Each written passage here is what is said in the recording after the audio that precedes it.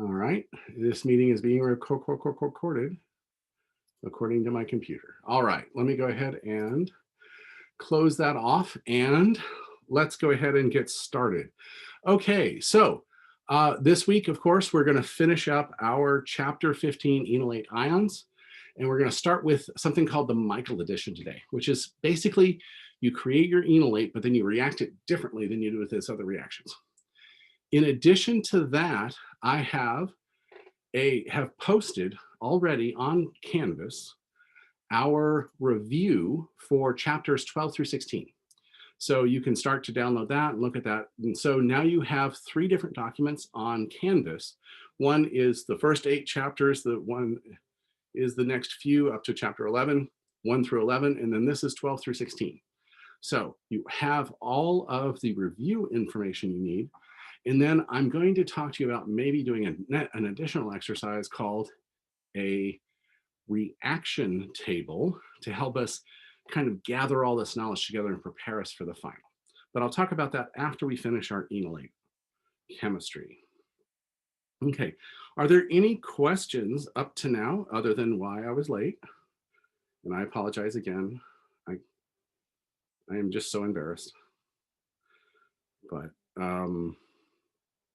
so let me go ahead and share my screen and we'll start to do the last part of our chapter 15. Okay, share screen, where'd you go? There you are. And I see the emails from several of you saying that is there a problem with my internet? And apparently there's just a problem with my being able to keep track of time. So I apologize for that. Okay, let's see, chat room, get back up. All right, so what do we know about enolates? Enolates are things where we have a carbon with hydrogens on it next to a carbonyl, and the acidity of that hydrogen that is alpha to that carbonyl depends on how many of the electron join groups on it. So if you just have an ester with an alpha hydrogen, that's the least acidic of those alpha hydrogens and the first enolate we can make. As we go up to having more and more carbonyls on there, specifically an alpha beta dicarbonyl system, alpha gamma or a beta carbonyl system, then you get to have those alpha hydrogens in the middle, in between those 2 carbonyls. And with those hydrogens there, they are the most acidic of the system, and we can do some additional cool chemistry. So the Michel reaction is actually what we call an addition reaction. In those other reactions, we were going ahead and making, we were substituting things and we were doing eliminations and stuff like this. This is an addition reaction. So that means the requirement for this reaction is we have to have a carbon-carbon double bond in conjugation with a carbonyl compound. That is the requirement. Now, in all these, we also want to use the enolate that we create from a dicarbonyl species. So it can be a diketone, it can be a ketoester or a diester, but it has to be one of those dicarbonyl compounds to make it a nice nucleophile, a nice soft nucleophile, and get it to react the way we want. Okay, so the general requirement here is some kind of dicarbonyl compound with alpha hydrogens that are fairly acidic, something that we can take off reversibly with something like sodium hydroxide or sodium ethoxide. Okay, now in all of these cases, anytime you have that ester, remember you always want to use the solvent that is also on the ester. So this is our ethoxy ester, which means we're going to use ethanol and some kind of ethanolic salt. Okay, so that means sure that if you do some transesterification on those esters, you end up with the same product, so it doesn't matter. So that's our first requirement for the Michel addition. Now we need something where we're going to add to this double bond, and it has to be in conjugation with this carbonyl. Okay. Now, if you'll remember, when we did reactions with alkenes, conjugated alkenes in particular, so when we had butadiene, We could do it where we did what we call a 1,2 addition, where we add across one of the alkenes and left the other alkene untouched. Or we did what we called the 1,4 addition, where we added on one side, and then because of resonance, we could add one in that 4 position. So this is our 1,2 addition to a conjugated alkene, and this is our 1,4 addition to our conjugate alkene. In the Michel addition, we always do this 1,4 addition, and then it forms an enolate, and then it reforms into a the carbonyl compound.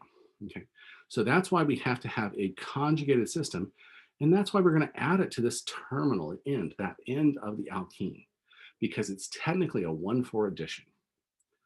Okay, so let's shrink this down. Come on, shrink it down. All right, so as long as we have a dicarbonyl compound that we can have alpha hydrogens on and a conjugated alkene with a carbonyl compound, we can do the Michel reaction or the Michel addition. All right, let's dig in a little bit deeper. Okay, so when we have nucleophiles and our enolate is a nucleophile, they prefer not to attack carbon-carbon double bonds. Okay, but in the presence of that carbonyl group, it actually activates it so that we can actually do an attack at one side of the carbonyl, and then that kicks the electrons over to the middle here, giving us this species here. Now notice what we have here. These are all in resonance, right? So this is what probably the more stable resonance contributor is, but our carbonyl compound has a partially positive and a partially negative here. And when we saw things where we had alkenes next to a positive charge, a negative charge, or a radical, we can move those back and forth as part of its conjugation and get to this as another contributing resonance structure. Now, why is that important? That's important because now we have, at least part of the time, we have a positive charge on that carbon. And part of the time we have a negative charge on this oxygen, okay? So what we have happen is we've made our enolate, which is an anion, right? And it is a nucleophile. And as long as we have this happening as a partially positive sometimes, that enolate can come over here and react with that positive charge, generating a new sigma bond. Okay, so we've done that a lot before. When we reacted things with carbocations, we've made that same sigma bond. Okay, now where do all the other electrons go? Well, let's figure that out. Okay, so what we're going to see here is that we're going to have our electrons kick back in and reform that carbonyl on the end of the system and give us our addition product. Okay, so to have an effective Michel reaction, we have to follow 2 rules. One of the ingredients has to be a conjugated aldehyde, ketone, or ester. This is the one that's going to get added to. And this is the one that these functional groups here are going to stay on that compound. We're only going to add across our double bond. The other thing we need is an easily formed enolate, or in some cases, we can use the lone pair on nitrogens as the nucleophile. Okay. So notice all of these, this is the diketone, this is the ketoester, and this is the diester right here. That's required so we can form this anion specifically at this location. Okay, it only forms in that one place, and it's nice and stable in that one place. It can wait around and do the attack on that partial positive charge that we saw by resonance. Okay, now turns out nitrogens are also that, and so that's actually a slightly different reaction, but it is something we'll talk about in this chapter. Okay, so our requirements are a conjugated alkene with an aldehyde, ketone, or ester, The other thing, to make the nucleophile, we have to have a dicarbonyl compound, diketone, ketoester, or diester, or a nitrogen with a lone pair on it. Okay, so what's the first thing to happen? Well, we only have 5 things that can happen in there. So the first thing we do is we take away the most acidic proton with a base. So that's the proton that is on that diketo species, or that diester species, or that ketoester species. That's the most acidic hydrogen we have, and that's the one it removes first. Now, this is reversible, so let's not forget that, but we form that nucleophile. Okay. So after we form the nucleophile, we now have an attack between the nucleophile and the electrophile. And remember, the reason this is our electrophilic position is because by resonance, there's sometimes a positive charge there. Okay. If the nucleophile maybe came over here and attacked the partially positive thing, part of the carbonyl here, that would actually then leave again. So that would be a reversible reaction. However, if it does attack at this carbon here, that makes an irreversible sigma bond, carbon-carbon sigma bond. Okay, so let's do that. Let's go ahead and attack that with our nucleophile. And when we do that, let's follow the electrons where the 2 electrons from the nucleophile come in and attack here. The 2 electrons that are on the alkene go into here, which kicks up 2 electrons in the carbonyl to give us our negative charge on oxygen. Okay, so that happens first. Okay, and notice that's not reversible because carbon-carbon bonds are not reversible. That's too hard to break. Okay, so now to kind of stabilize this, the carbon-oxygen would prefer to be a carbonyl.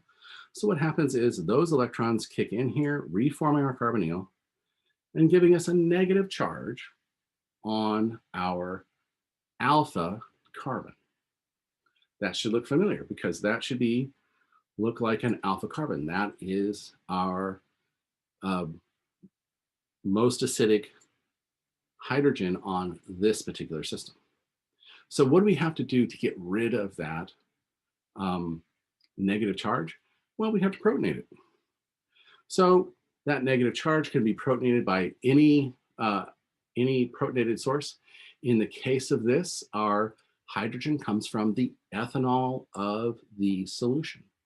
The ethanol of the solution is acidic enough to protonate our species here and yield our alcoholic base that can be used back in the beginning of the reaction. Okay. So notice that when it does that, though, when it protonates this oxygen here, we end up with an enol. And what do we remember about enols? We remember they're not as stable as their ketone derivative. They can exist for a very short period of time, but they rearrange to give us the ketone form of it, or the keto form of it here. So the only thing that has to happen for that is we need to move this hydrogen to that alpha carbon, giving us our more stable form. Notice this is in equilibrium. However, the carbonyl compound is usually 100 times more stable than the enol form. So it shifts the reaction to that final product. All right, any questions about those steps? Okay, so it's a little different than just making an enolate and having it react with other carbonyl compounds. Remember, in the clays and in the aldols, the enolate was attacking the carbonyl carbon. Here, we're attacking that beta carbon. Okay, the alpha carbon is the one next to the carbonyl. The beta carbon is the one more over it. So we're actually making that new sigma bond on the beta carbon, not the carbonyl carbon. That's the big difference between the microreaction. Okay, so so why is this useful? How is this useful? What can we do? Okay, well, the cool thing about it is it's a good way to build up longer and more complex structures with more functionality.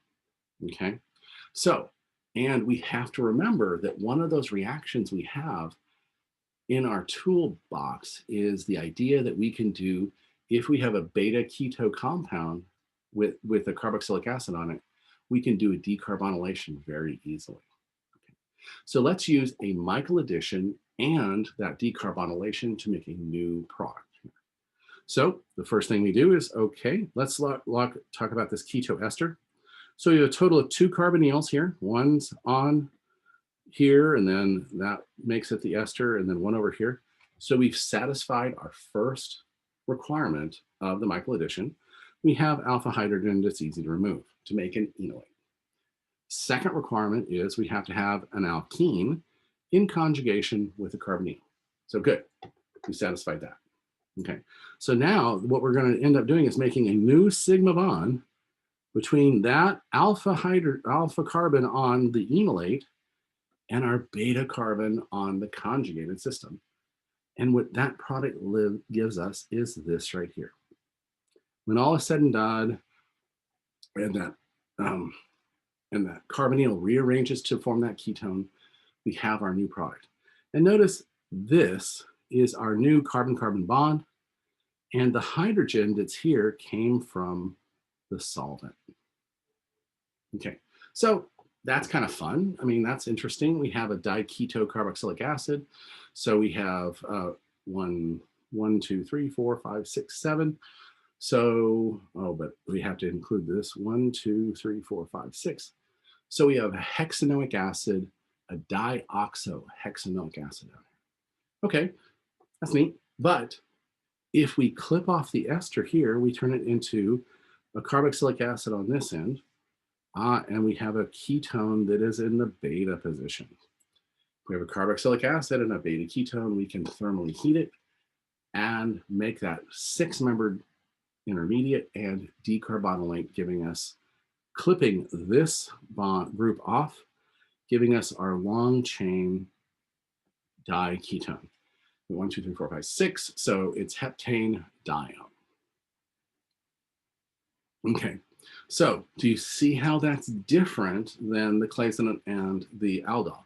Clazonin and the aldol are attacking a carbonyl. This is attacking at that beta carbon to a conjugated carbonyl compound. Okay, so that brings us to the next reaction. So turns out that the lone pair on nitrogen is nucleophilic enough to do this same addition. And this is the Michel addition with amines. And so it all happens because of the same reason. Because of our resonance contributors, we have that partially positive charge here and our partially negative charge here. And it, oh, that's negative, sorry. Partially negative charge here. And, you know, it can just do that a little while. And then, but the amine is nucleophilic enough to come in and go ahead and attack that, creating a new carbon-nitrogen sigma bond, this new carbon-nitrogen sigma bond. And then, of course, it'll rearrange and reprotonate to give us our original group here. Notice it's an ester here, and it ends out as an ester. That was an aldehyde, it'll end as an aldehyde. It was a ketone, it'll end as a ketone. Okay, so that's kind of cool, but it doesn't stop there. If you have more than one acidic hydrogen, the amine is still nucleophilic enough to keep going, okay? So you will add as many of these conjugated alkenes as you have protons on the nitrogen. So here we have a primary amine, so we're only going to add one. Here we have this is a secondary amine, so we have one hydrogen and it only adds once. This is a primary amine, it has 2 hydrogens, it can add 2 of those groups to it. Think of how cool that would be to make a bigger and bigger group that way. Right? Now, if you had ammonia, you'd end up adding 3 groups to that because each of those hydrogens on the ammonia would be exchanged to create our tertiary amine in that case. All right, questions on how we can use that amine as a nucleophile. Exact same mechanism as using the enolate as the nucleophile. Okay, so how can we make that useful? Well, we can do some cool stuff with that. For example, when we tried to make a mono amine, we couldn't just use ammonia and an alkyl halide because it would make the mono and then the di and then the tri and then the quaternary ammonia. We couldn't really stop at that. So it's hard to selectively stop and stop at different places. So using this Michel addition, we can actually stop and build really cool, very complex, sometimes symmetrical or not symmetrical reactions. So what we can show here is that, okay, we have our primary amine. So it has two hydrogens that it can substitute. So that means it's going to react with two of those conjugated, in this case, esters, to give us our intermediate here that has two esters. Now, there is no ketone in the beta position, so we're not going to decarbonylate it. However, we can react it by taking these and reducing these down to aldehydes. We can actually then end up creating a compound like this. Or we can create an enolate over here and react over here to create a ketone like this. So we can use it for a variety of methods, just reacting one side or the other to make these really interesting, biologically active, complex amines. Okay, so let's look at how we can do that a little more. Okay, so let's try to synthesize this compound here. So first of all, let's look at our groups that we have. Okay, so we have a primary amide, and we have a ether or an epoxy. Okay, so we know we can make an epoxy by oxidizing our alkene with a peracid. So that might be one of the reactions we choose. We also can make a primary amide by reacting HCl with ammonia. So that means we might want to back up and have an alkene and maybe a carboxylic acid at some point. And then we can back up and say, okay, so we have our carboxylic acid here. How do we get there? Well, we could probably do a Michel addition or something to get us this aldehyde. But let's say we had to start with this aldehyde here. So what are we going to do to synthesize this compound? Okay. So this is taking all those reactions we've learned from all those different little things and adding them together. So one of the things we're going to do here is we're going to end up doing what reaction? We can do, let's see, we have in this chapter, we had aldols and we had the aldol reaction. And then we had that, if we heated that product up, it would give us an alkene conjugated with our carbonyl, right? So what if we took this compound here and added a little bit of base, I don't know, sodium hydroxide right here. What's it going to do? It's going to deprotonate here at our alpha carbon. This is going to attack a carbonyl of another molecule to give us our intermediate with an hydroxy aldehyde. So the first step in our reaction is one we learned in this chapter. The aldol condensation gives us this hydroxy, beta hydroxy aldehyde.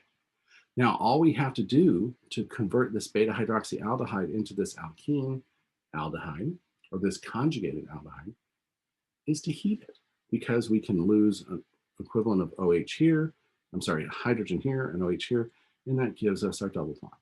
So that means the first step in our synthesis is an aldol condensation with just this butanol.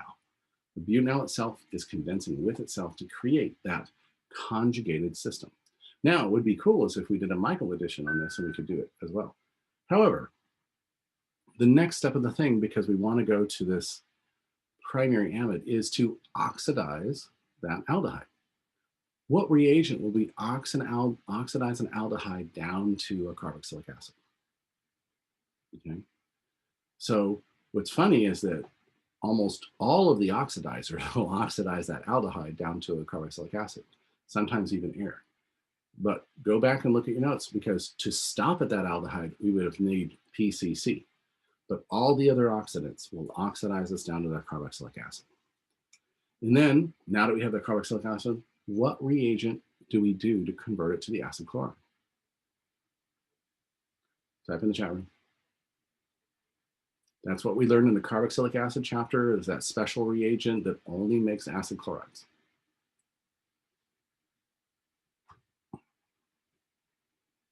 Bueller? No, nobody's old enough for that. Exactly right. SOCl2, or thionyl chloride. That's exactly the right answer. That creates our our most reactive carboxylic acid derivative that we learned in the last chapter. Then all we have to do is add ammonia to the system, and that gives us our primary amide. And now we have that conjugated alkene with that amide there, and we can take our perbenzoic acid, which is our oxidizer here. And what that does is that will react with the alkene to give us our epoxy. Now, we don't want to hit it with ozone. If we hit it with ozone, that's going to clip the double bond apart. So we have to hit it with a reagent that's specific to making a single oxygen transfer to give us our epoxy. And that is those per carboxylic acids that we have, that, you know, the carboxylic acids with one extra oxygen, like per acetic acid would have that extra oxygen. And this gives us our selective reaction at that site. Doesn't touch anything else. Okay. So this is kind of where we start to think about, oh, I get to add reaction from chapter 5 to reaction in chapter 7 to reaction in chapter 14. And we're starting to see what chemists do every day. As we do that, we don't just, you know, study one type of reaction all the time. We add the reactions we've learned from all over to generate the molecules we want selectively. Okay, questions on that? So don't worry, I'm not going to make you do a multi-step synthesis on an exam. Hopefully. Okay. So we could do that same thing with this one right here.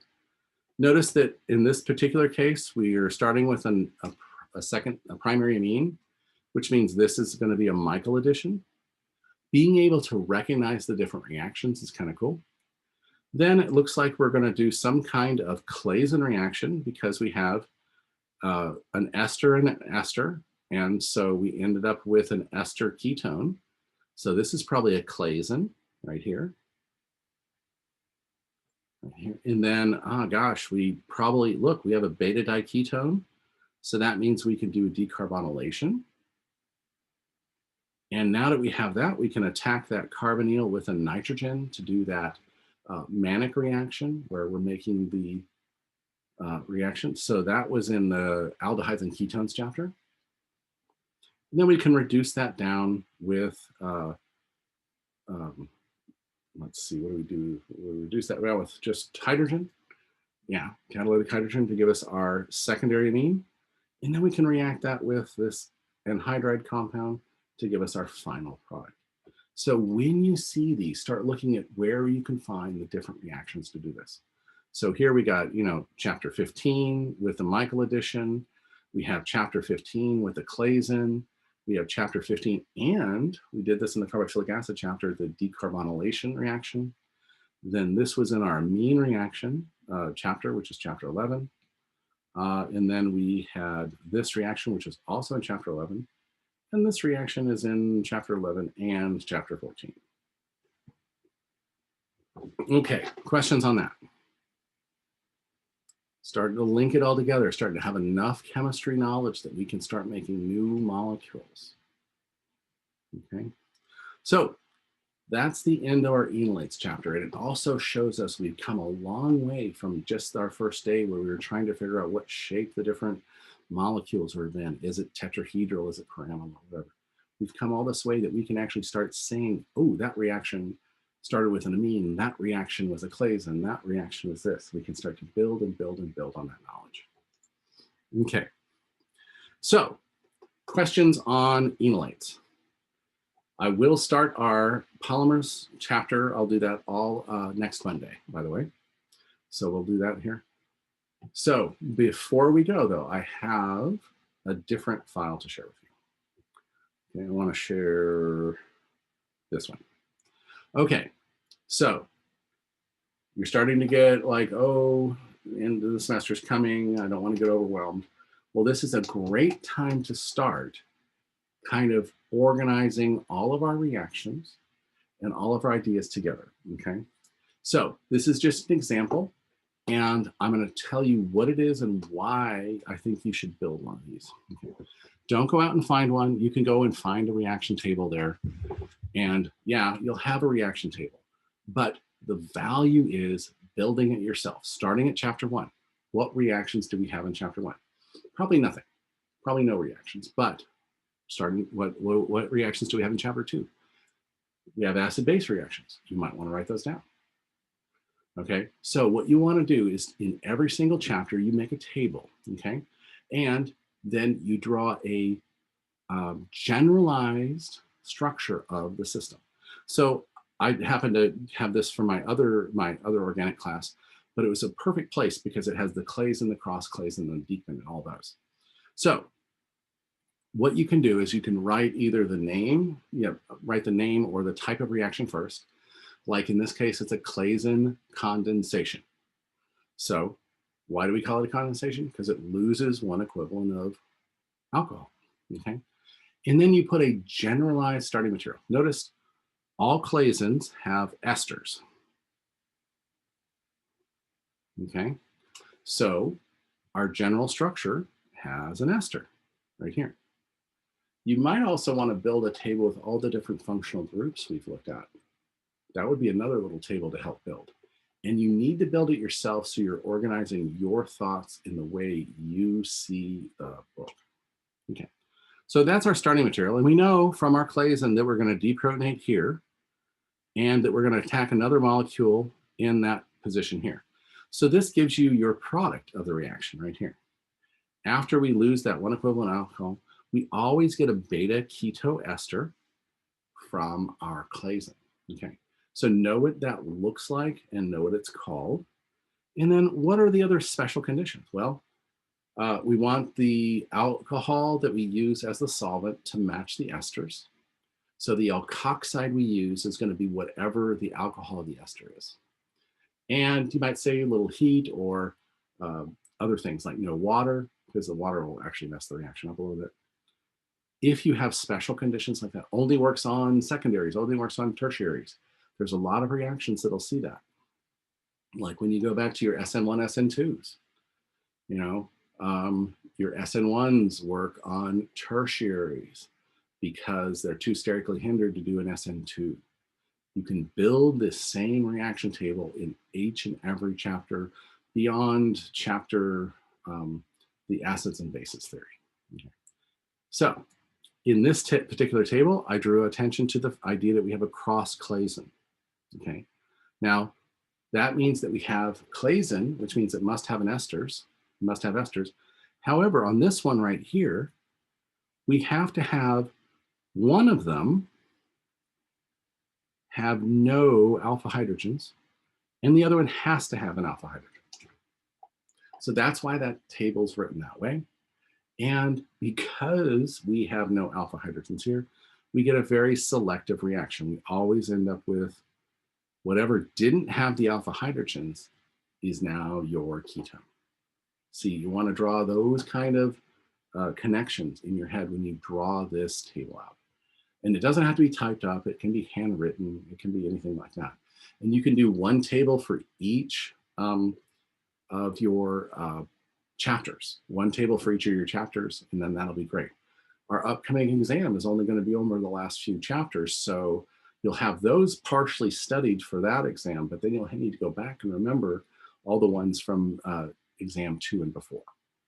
So that's why I think this is the perfect time to start building this as your, as we're going into the break. You're going to have a couple days off, and you're going to come back, and you don't want to forget everything. So you want to go ahead and gather this information all on the table.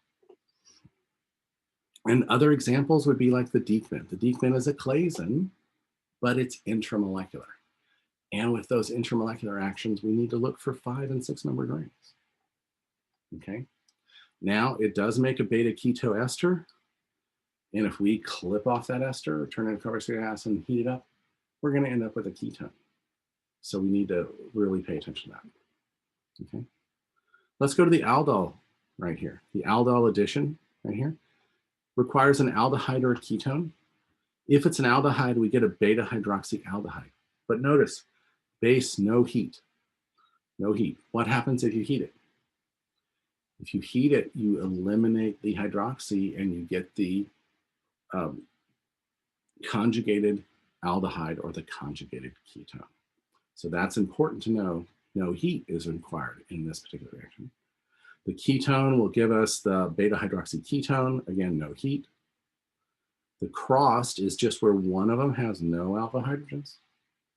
One of them has alpha hydrogens, and you get a specific product ratio there. The one without hydrogens is always going to give you the alcohol.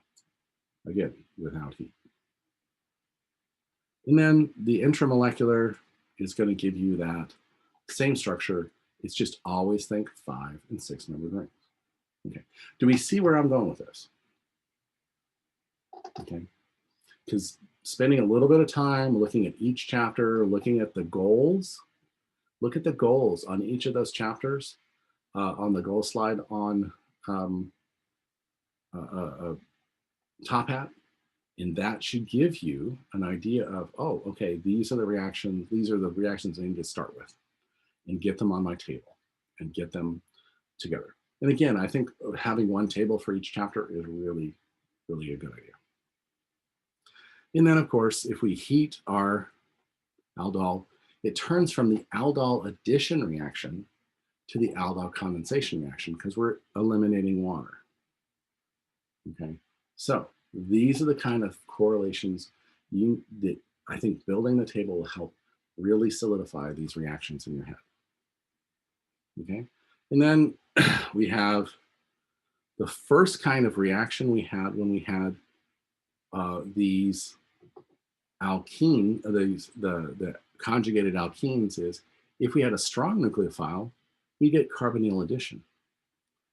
If we have a weak nucleophile, like the enolate, you get the Michel addition product. Okay, so with that weak addition, our Michel addition specifically uses that enolate ion to give us this compound. Now, the other name for reacting it with, actually, why don't I have a slide for this? Anyway, we can use this as a protected carbonyl and do the exact same thing, add across here and give us our other compound here. Oh, because we don't do the stork or the mannok, sorry. We don't do those in this chapter. That's why we didn't do it. So anyway, do you see where I'm going with this, building this table? Do you see the value of building this table? Because I think it's really going to say, wow, number one, I've really learned a lot. We have a lot of these different reactions. I've learned the mechanisms for all these things. I know almost everything reacts for a reason. And, you know, sometimes the driving force is the more stable product. Sometimes the driving force is losing water. And so you're looking for why those reactions go the way they go. And we only have 5 different things can happen in our mechanisms. So we can probably pick down the first or second thing to happen in each mechanism just by looking at whether we have a nucleophile, an acid, or a base. All right, questions on that? So it would not be a terrible idea to start studying for the final with emphasis on test 3 material, but beginning rounding out and connecting our knowledge. It may have repeated you, so my bad. Yes, that is exactly what I'm saying here. Like you said, focus on the chapters leading up to our next exam first. And because things have changed a little bit, we've learned a lot more reactions. We've learned a lot of basic stuff. We learned a lot about why things are bonding and how things bond. But now, as we're learning all these new reactions, sometimes it's like, well, is this there or this? By building the table, especially for this exam 3, you're going to start to say, okay, this reaction is different than this reaction because. And this reaction is different than this reaction because, okay? So yes, I agree 100% with what you just said in the chat room there. Okay. Quick question, where do we find this table? You will not find this table. You have to build this table. Okay. Yeah, this is just one I'm using as an example. This is actually from my other class. But again, you need to build it so that you, number one, you're organizing things in the way you understand them, okay? And I'm just showing you an example of how to kind of lay it out where the conditions, or sometimes I like to call this complications. For example, when we react stuff with a Grignard reagent, we can't have any acidic protons anywhere nearby or it'll quench the reaction. So I would call that a complication. So you can't have any alcohol, you can't have any water, you can't have any carboxylic acids in those reactions. That would fit under here as a complication. Okay? Thank you. So, I mean, really, you can probably do the first 5 chapters on one page. And then you'll get kind of used to the idea of what do I put on which part of the table. And then when you start into the reactions of alkenes, that's where you have a lot of different reactions, but we only have really 3 mechanisms that we follow there. And so you can lump those together. And then those reactions of alkynes, they react exactly like alkenes in a lot of things, or you can take that proton off and that reacts slightly differently. So that's where the alkynes would be separated out from the alkenes. And then aldehydes and ketones, that's where we start attacking things with Grignard reagents, but we also do other things like reduce them down with selective reagents. And so building up on that next chapter is important. Okay, so I think that really is, has always helped me in kind of organizing. There are so many reactions, and I've probably forgotten more reactions than I know right now. However, the fact that I can follow, what's the nucleophile, what's the electrophile, I can figure out a lot of the reactions that I've forgotten just by looking at similarities in other reactions I know very well. So if you can draw those same conclusions, making this reaction table, you're going to have a great chance at making a solid finish in this class. Okay. If you have to run off, that's fine. If you want to stay and ask questions, please stay behind and ask questions. I'm just going to stop recording and I'll post this after we're done with this here.